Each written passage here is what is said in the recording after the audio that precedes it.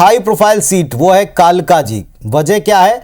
खुद सीएम आतिशी यहां से चुनाव मैदान में है। बीजेपी के रमेश बिधूड़ी से उनका मुकाबला है, जबकि कांग्रेस की तरफ से भी तेज तर्रार नेत्री अलका लांबा उनके सामने। देखिए यहां आज आरोपों की आंधी किस ओर है।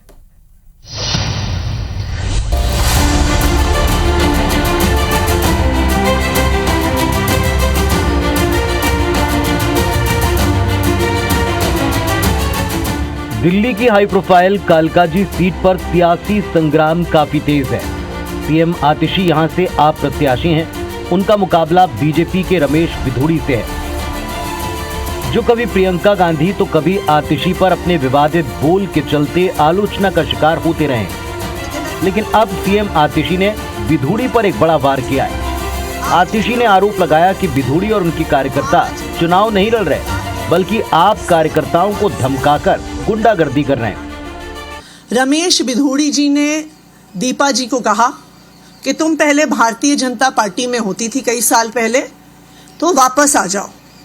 जब उन्होंने मना किया और कहा कि हम तो अब आम आदमी पार्टी में हैं, आतिशी जी के साथ हैं, तो बिधूड़ी जी ने कहा ये आतंकवादियों की पार्टी है। 8 तारीख के बाद आतिशी जेल जाएगी, उसको अंदर करवाऊंगा और साथ में तू मेरे साथ बाहर नहीं निकली तो तुझे भी अंदर करवाऊंगा 8 तारीख के बाद।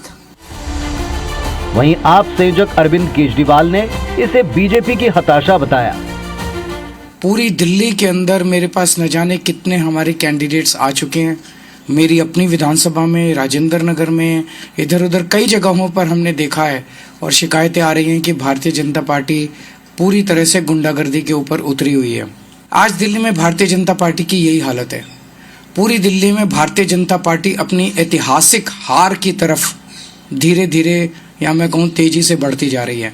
ये हार ऐसी होने वाली है भारतीय जनता पार्टी की, शायद भारतीय इतिहास के अंदर लिखा जाएगा कि एक पार्टी थी जो इतनी बुरी तरह से हारी।